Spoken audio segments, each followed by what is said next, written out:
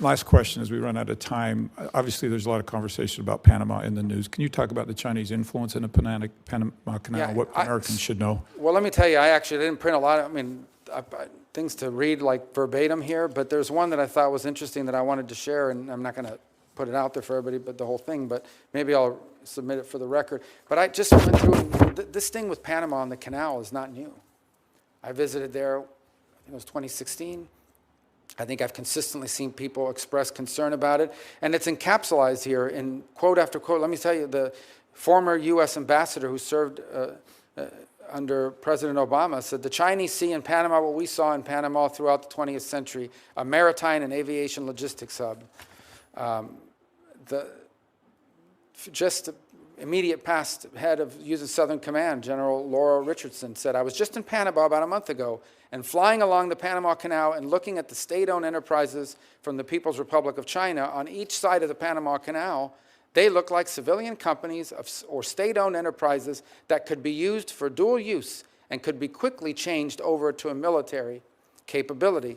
We see questions that were asked by the ranking member in the House China Select Committee, where he asked a witness and they agreed that in a time of conflict, China could use its presence on both ends of the canal as a choke point against the United States in a conflict situation. So the concerns about Panama have been expressed by people on both sides of the aisle for at least the entire time that I've been in the United States Senate, and they've only accelerated further. And this is a very legitimate issue that we face there.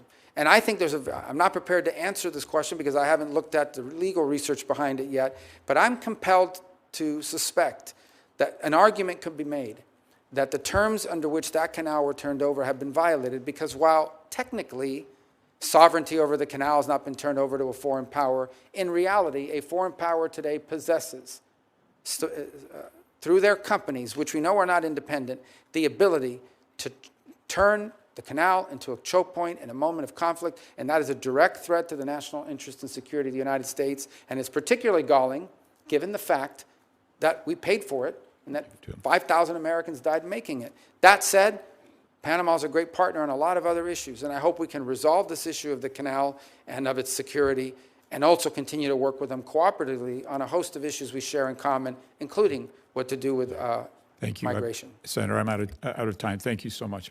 Thank you. And Senator Rubio, I think that you're right about doing an analysis of the turnover documents, but I think even before that, we ought to do an analysis of the original documents that went into place, because they were very strong documents giving us control over a 5-mile wide on each side of the canal path, and was very specific. So I think a legal analysis beginning to end is critical.